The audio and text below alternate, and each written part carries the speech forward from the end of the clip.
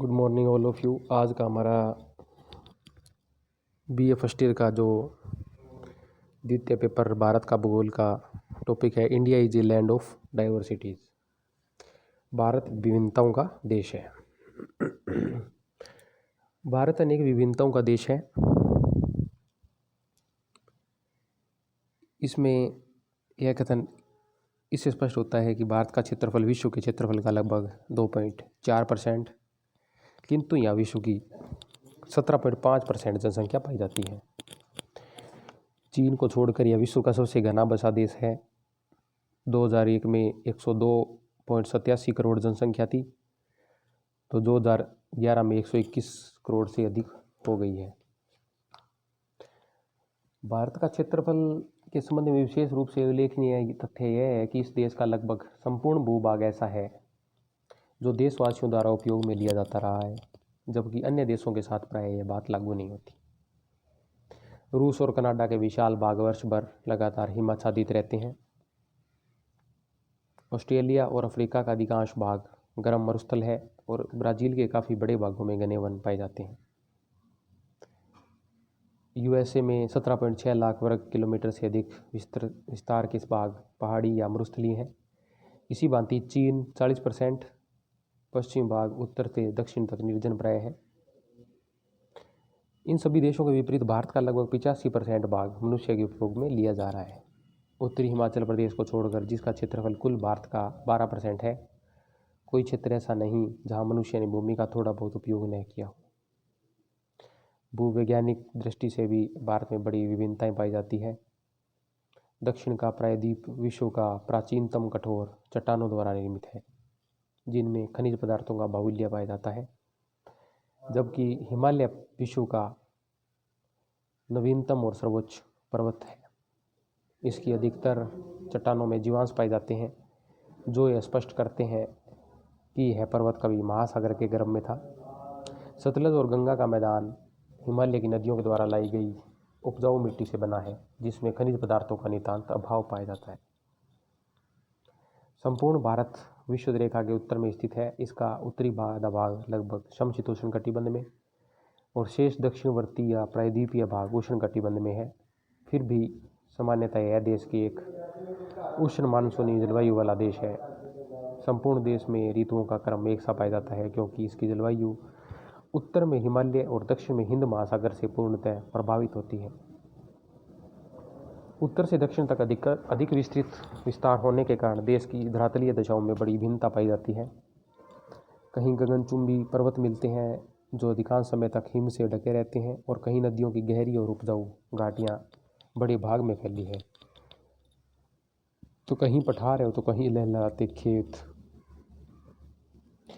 इसी प्रकार जलवायु संबंधी जो विशेषताएं हैं, यहाँ चेरापूंजी और उसके निकट मौसिनराम में अत्यधिक वर्षा लगभग 1400 सेंटीमीटर, और पश्चिमी राजस्थान जैसे शुष्क मरुस्थलीय प्रदेश 12 सेंटीमीटर से कम वर्षा। पश्चिम बंगाल की तरभूमि और पंजाब के अर्धशुष्क बालूयुक्त मैदान, पश्चिमी घाट के बहुत अधिक वर्षा वाले तटीय भाग और दक्कन के वृष्टि छाया के आंतरिक प्रदेश सभी इस विषमता के सूचक हैं। पश्चिमी राजस्थान में ग्रीष्मकाल में गंगानगर में 51.2 डिग्री सेंटीग्रेड तक सर्वोच्च तापमान, और शीतकाल में लद्दाख में लेह के न्यूनतम तापमान -45 डिग्री तक अंकित किए गए हैं। यहाँ अनेक धर्मों और जातियों के लोग पाए जाते हैं। पारसी, ईसाई, हिंदू, सिख, मुस्लिम, यहूदी, जैन, बौद्ध तथा जनजातियाँ सभी मिलती हैं। कहा जाता है कि प्रति 50 किलोमीटर के अंतर पर यहाँ बोली, रहन सहन और रीति रिवाजों में भी अंतर हो जाता है। देश में 225 बोलियाँ बोली जाती हैं, जिनमें 22 भाषाएं मुख्य हैं। देश में असंख्य मंदिर, मस्जिद, छतरियाँ, गिरजाघर और गुरुद्वारे पाए जाते हैं। जैन और बौद्ध धर्म का जन्म गंगा की घाटी में हुआ है। भारत की वैदिक संस्कृति विश्व की प्राचीनतम संस्कृतियों में से एक है। यहाँ सभ्यता का प्रकाश सबसे पहले फैला था, क्योंकि जिस समय विश्व के आधुनिक महान देश बर्बर एवं सभ्य थे, उस समय भारत विश्व का गुरु था। यहाँ सभ्यता के विकास के फलस्वरूप उद्योग पूर्णतः पहुँच चुके हैं। भारत का क्षेत्रफल बहुत बड़ा है। इसी प्रकार जो पाश्चात्य विद्वानों ने इसे एक उपमहाद्वीप की संज्ञा दी। डॉक्टर क्रेसी का कथन है कि भारत को महाद्वीप कहलाने का उतना ही अधिकार है जितना यूरोप को। इसके कथन के निम्न कारण है। पहला, भारत का क्षेत्रफल बहुत बड़ा है, विश्व का 2.4%।